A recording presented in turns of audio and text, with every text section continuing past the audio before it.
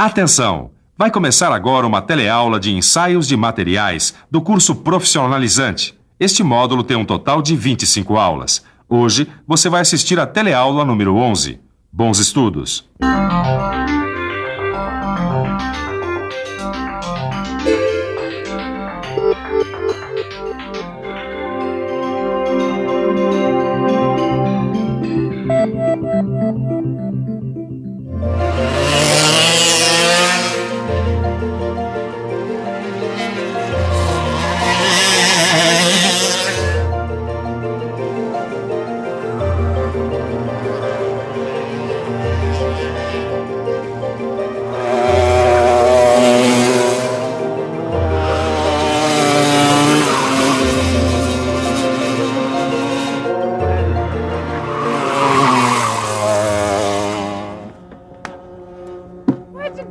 Mas você é cabeça dura mesmo, hein? Eu já não falei que você tem que abrir mais naquela curva? O problema é que a direção tá muito dura, né, Nilza? No duro? Eu tô dizendo, deu um duro danado e a máquina não respondeu. Meu amigo, ser piloto é dureza. Você já viu como existem vários sentidos para as palavras dura e dureza?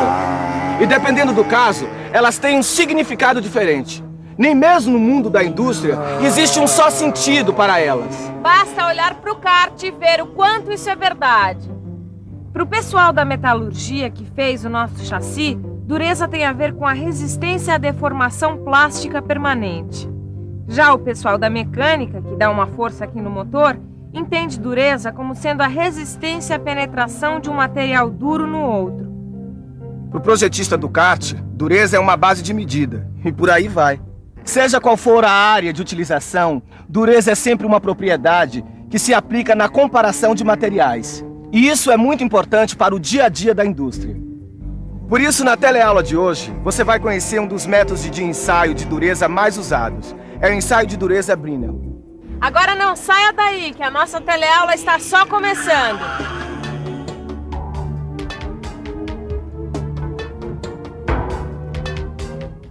Olá! Antes da gente começar essa série de 3 teleaulas sobre dureza, eu queria dizer que durante essas teleaulas eu vou apresentar o trabalho de um profissional acostumado a fazer esse tipo de ensaio. E eu estava aqui pesquisando para ver de onde vem essa história de avaliar a dureza dos materiais. Olha só que interessante. Esse livro conta que já no século XVII, o pessoal avaliava a dureza das pedras preciosas esfregando nelas uma lima.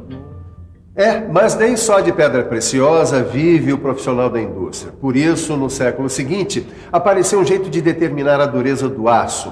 Ele era riscado com minerais diferentes, mas isso também não deu resultado. Em 1822, surgiu então o primeiro método padronizado de ensaio de dureza. Ele foi criado por Mohs e acabou dando origem à escala de dureza Mohs. Ela é formada por 10 minérios padrões organizados em uma escala crescente do grau 1 ao 10. Isso é feito de acordo com sua capacidade de riscar e ser riscado. No entanto, ela não é boa para os metais, porque a maioria deles apresenta durezas Mohs entre 4 e 8. E assim, pequenas diferenças de dureza não são apontadas por esse método. Foi por isso que houve a necessidade de se desenvolver outros métodos melhores de controle do aço e de outros metais. Um deles é o ensaio de dureza Brinell. Ele foi divulgado em 1900 e logo foi muito bem aceito, por causa da relação que existia entre os valores conseguidos no ensaio e os resultados de resistência à tração. Quer ver como ele funciona? Então, fique de olho.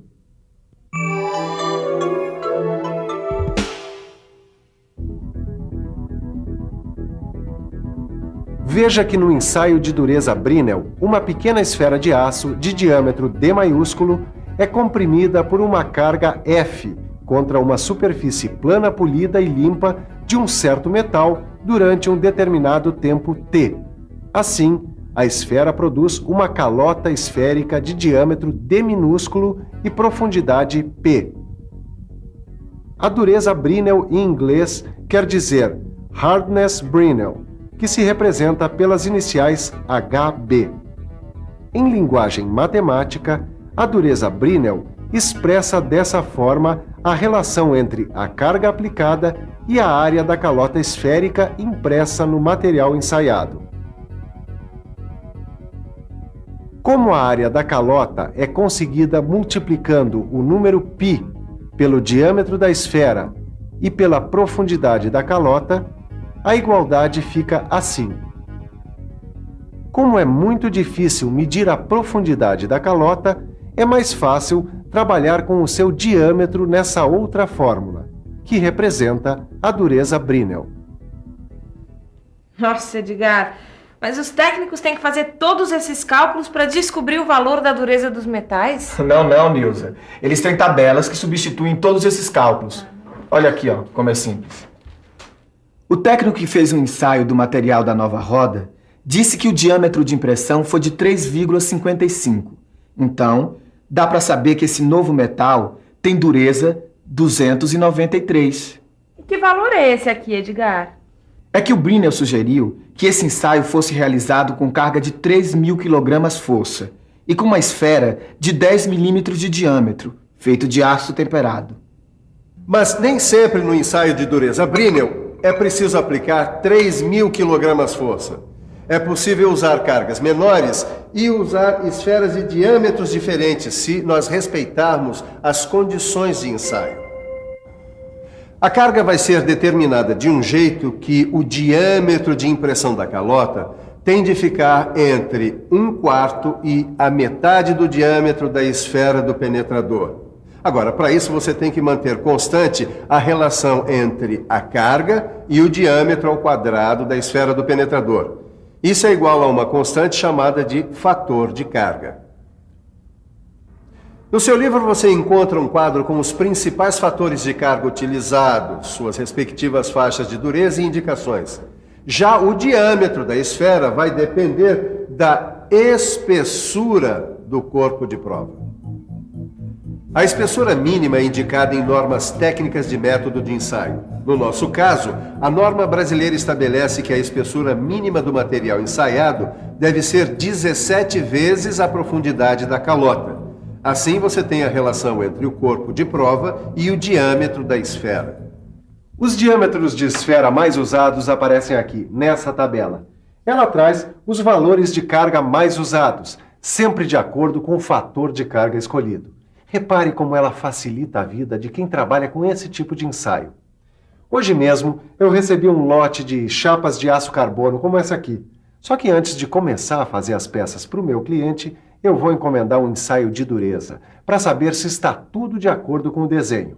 A única coisa que eu vou poder dizer para o técnico é que essa chapa tem 4 milímetros de espessura e dureza Brinell de aproximadamente 180 Hb. Só que ele precisa saber qual o diâmetro da esfera que vai ser usada para ensaiar essa chapa. Quer saber como ele vai descobrir isso? Preste atenção e fique por dentro.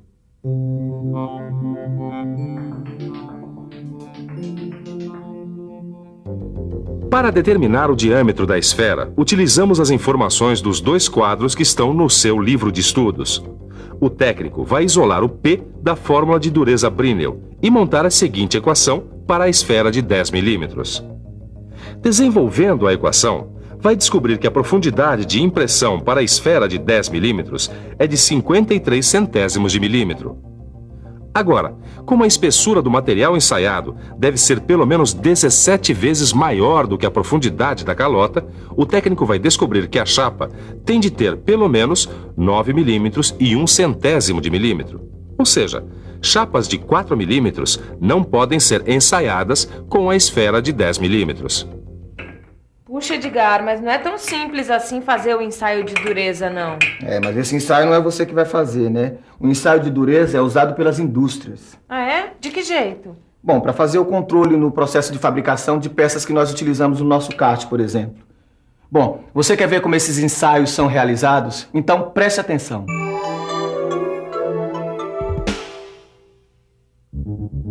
O primeiro passo do ensaio é a preparação da superfície do corpo de prova. Ela tem que estar plana e bem acabada. Então, selecionamos o penetrador e a carga de ensaio.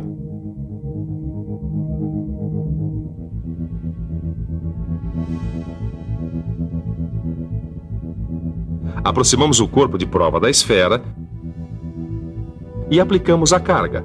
Após o tempo de aplicação da carga, ela é retirada.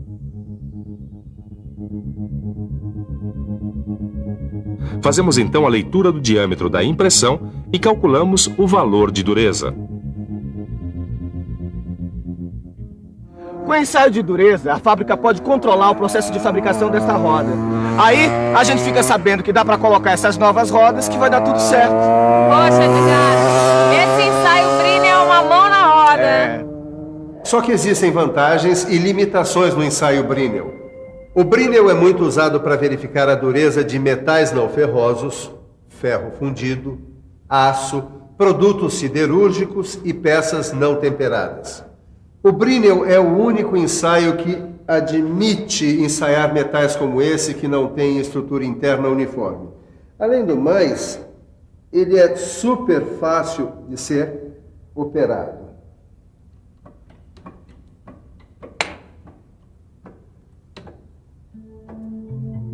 Uma das dificuldades é que o seu uso é um pouco limitado por causa desta esfera de aço temperado. Com elas, só dá para medir a dureza até 500 HB, senão estraga a esfera. E não é só isso. A recuperação elástica provoca muitos erros, já que o diâmetro da calota diminui com a retirada da carga. Quanto mais duro for o material ensaiado, maior vai ser esse erro. Isso sem falar que o ensaio não deve ser feito em superfícies cilíndricas com raio de curvatura menor que 5 vezes o diâmetro da esfera usada. Senão, ocorre um escoamento lateral do material e a dureza medida vai ser menor do que a verdadeira. Em alguns materiais podem acontecer deformações no contorno da impressão, provocando erros de leitura. Essa aqui é uma impressão normal. E nessas outras duas aqui, há uma deformação na calota, comprometendo a medição. Como você viu, o ensaio de dureza Brinell é muito importante e pede muita atenção de quem trabalha com ele. Por isso, nada melhor do que dar uma boa revisada. E atenção, se liga aí que é hora da revisão. Na teleaula de hoje, você conheceu o ensaio de dureza Brinell. Aprendeu como é feito o cálculo da dureza de um material a partir deste tipo de ensaio. E ainda viu as suas vantagens no controle do processo de fabricação e suas limitações. Essa foi a primeira de uma série de 3 teleaulas sobre os ensaios de dureza. Na próxima teleaula, você vai aprender outro ensaio de dureza, indicado nos casos onde o Brinell não é adequado. Mas antes de aprender esse novo ensaio, pegue o seu livro de estudo e resolva os exercícios. Aí você vai ver que esse assunto não é dureza coisa nenhuma. Tchau. Tchau.